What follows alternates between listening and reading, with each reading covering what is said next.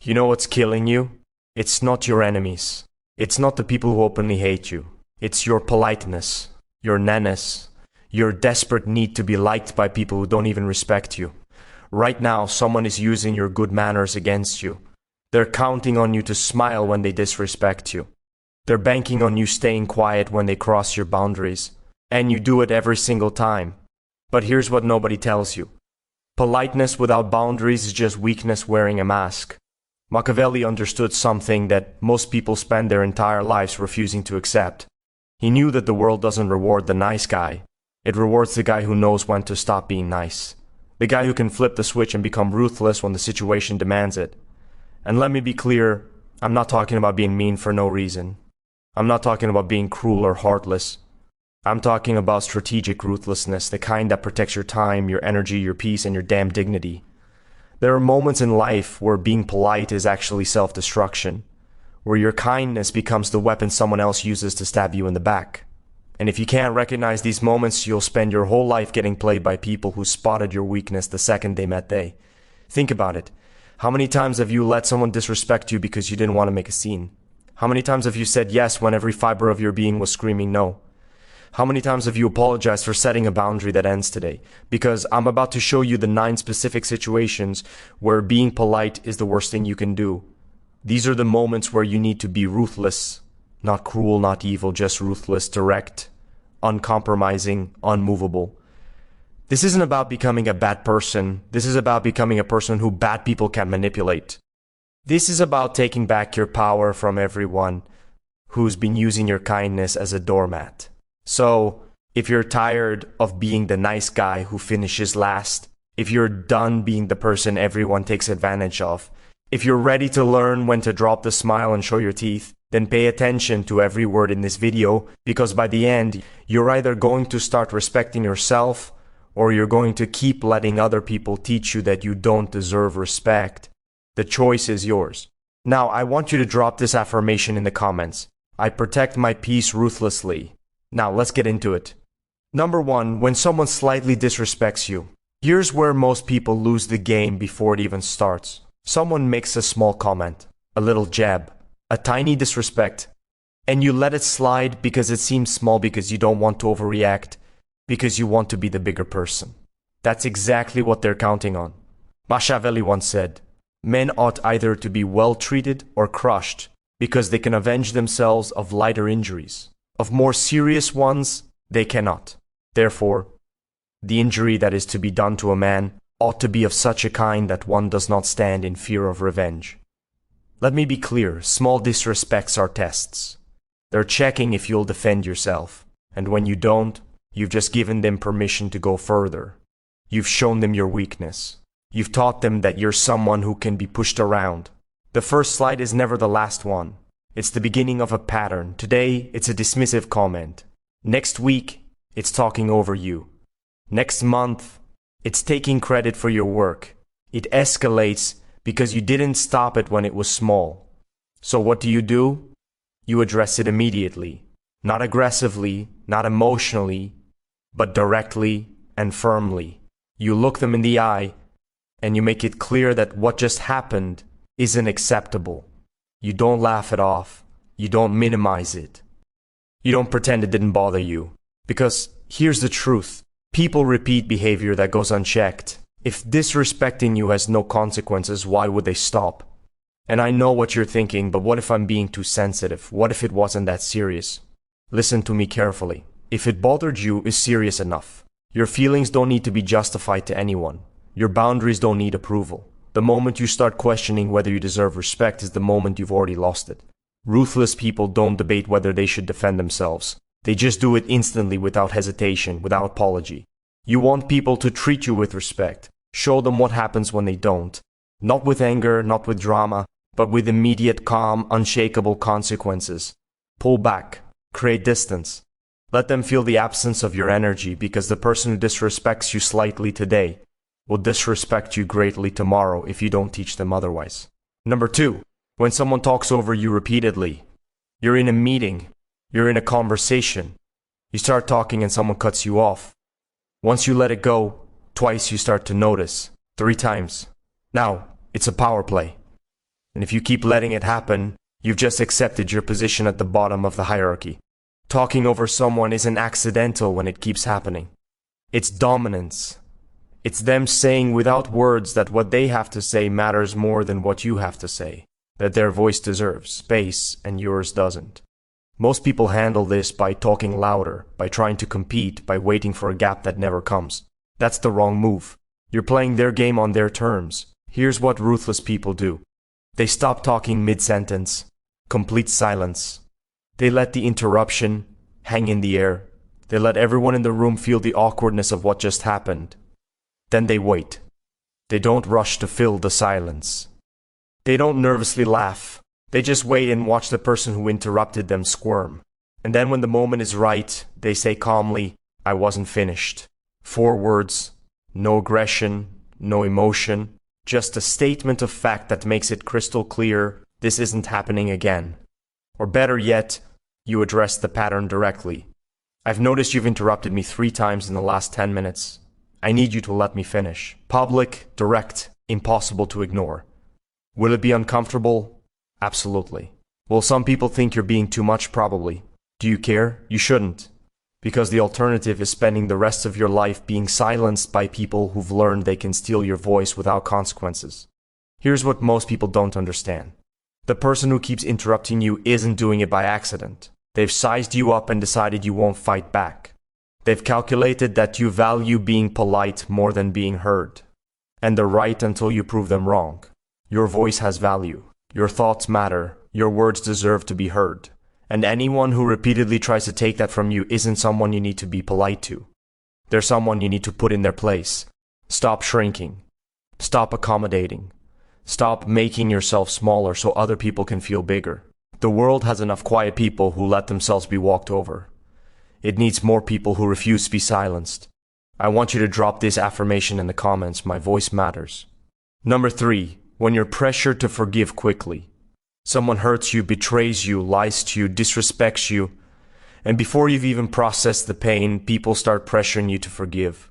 Let it go. Move on. Be the bigger person. Don't hold grudges.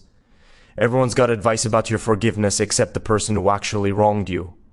Machiavelli once said, "Benefits should be granted little by little so that they may be better enjoyed." The same applies to forgiveness. Real forgiveness isn't something you hand out like free samples. It's earned slowly through changed behavior, through genuine remorse, through time. But people don't want you to take time. They want you to forgive quickly because your anger makes them uncomfortable. Your boundaries make them feel guilty. Your refusal to pretend everything's fine disrupts their peace.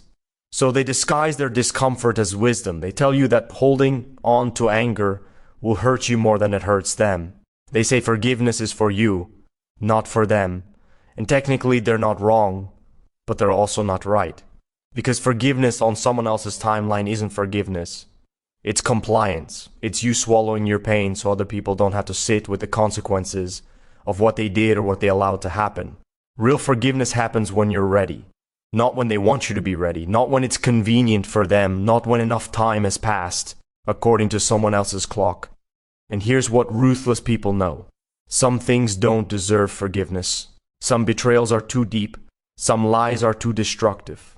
Some people have shown you exactly who they are. And believing them the first time isn't holding a grudge. It's having standards. You don't owe anyone forgiveness. You especially don't owe the people who haven't apologized, who haven't changed, who haven't done a single thing to repair the damage they caused. So when someone pressures you to forgive, ask yourself whose comfort are they really worried about?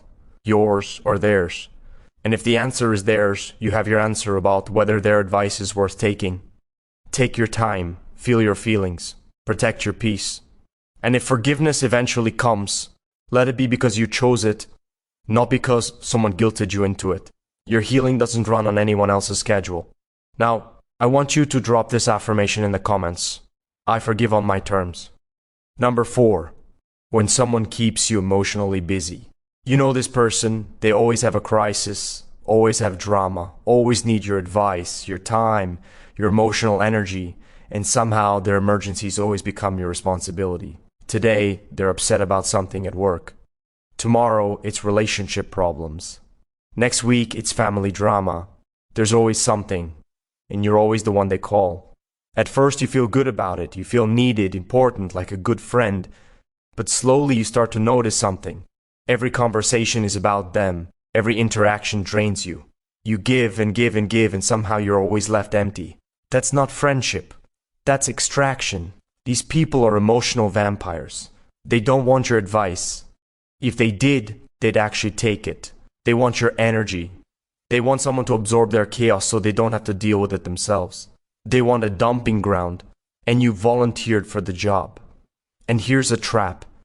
If you try to pull back, they make you feel guilty. They remind you of all the times they needed you. They act hurt that you're not available. They make you feel like setting a boundary is abandoning them. But let me ask you something. When was the last time they showed up for you? When was the last time they asked how you're doing and actually waited for an answer? When was the last time this relationship felt balanced? If you can't remember, that's your answer. Ruthless people understand something crucial. Your emotional energy is a resource, and some people will drain it dry if you let them. They'll take everything you give and still come back asking for more because you've never shown them there's a limit. So, you set one. You stop being available every time they call. You stop dropping everything to solve problems. They're not even trying to solve themselves. You stop letting their chaos become your emergency. And when they push back, because they will, you stay firm. I care about you, but I can't be your only support system. You need to talk to a professional. Or simply, I don't have the capacity for this right now. It sounds harsh. It feels mean, but it's necessary because protecting your peace isn't selfish. It's survival. Stop setting yourself on fire to keep other people warm. Number 5. When your time is treated as flexible, they show up late. They cancel last minute. They change plans without asking. They assume you'll just adjust because your time isn't really important anyway. And you do adjust. You wait. You reschedule. You accommodate because you don't want to be difficult.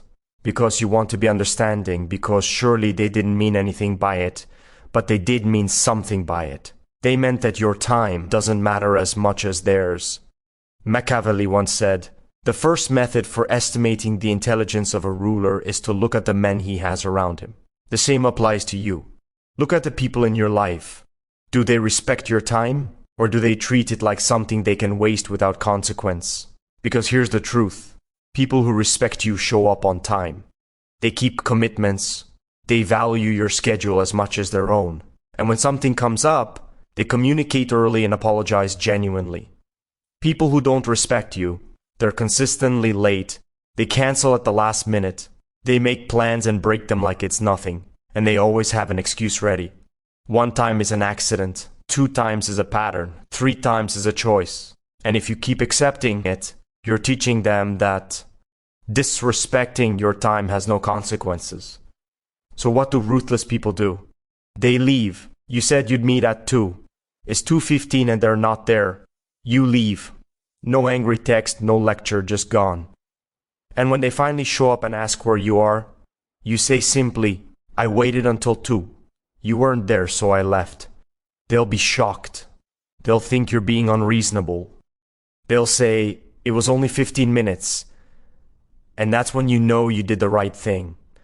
Because someone who truly respected your time wouldn't think 15 minutes of it was disposable. Stop waiting for people who make you wait. Stop rearranging your life for people who wouldn't rearrange their afternoon for you. Stop accepting breadcrumbs of respect from people who should be giving you the whole meal. Your time is the one thing you can never get back. Every minute someone wastes is a minute of your life you'll never see again. Treat it accordingly. Protect it fiercely. And cut off anyone who treats it like it's worthless. Because if you don't value your time, nobody else will either. Drop this affirmation in the comments. My time is valuable. Number 6.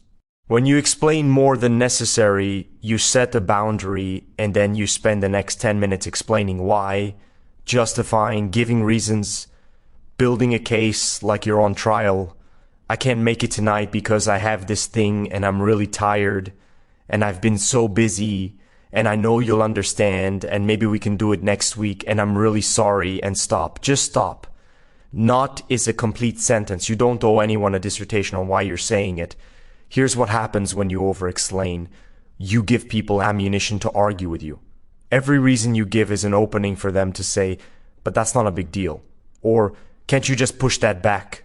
Or, I really need you though. They're not trying to understand. They're trying to find the weak point in your defense so they can break through it. Ruthless people don't explain. They state, I'm not available. That doesn't work for me. I'm not doing that. Period. End of discussion. And when the other person pushes for reasons, they don't provide them.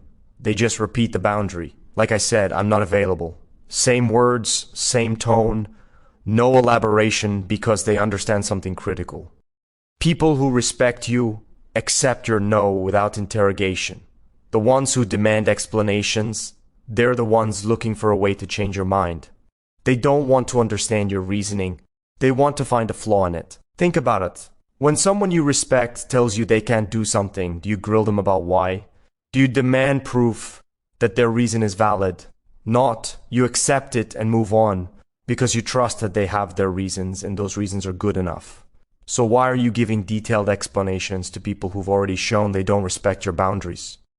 Your decisions don't need defending. Your choices don't need justification. Your boundaries don't need a PowerPoint presentation. Say what you mean what you say, and don't fill the silence with explanations that only weaken your position. The more you explain, the less powerful you become. The more you justify, the more you're admitting that your boundary needs approval to be valid. It doesn't. You said no. That's all the explanation required. Drop this affirmation in the comments. No explanation needed. Number 7. When you apologize for being firm, you finally stand up for yourself. You set a boundary, you say no, you call out disrespect, and then, like clockwork, you apologize for it. Sorry if that came across harsh. I didn't mean to be rude. I hope you're not upset with me, you just apologize for having a spine. This is one of the most self-destructive patterns people fall into. You do the hard work of standing up for yourself, and then you immediately undermine it by apologizing for doing it.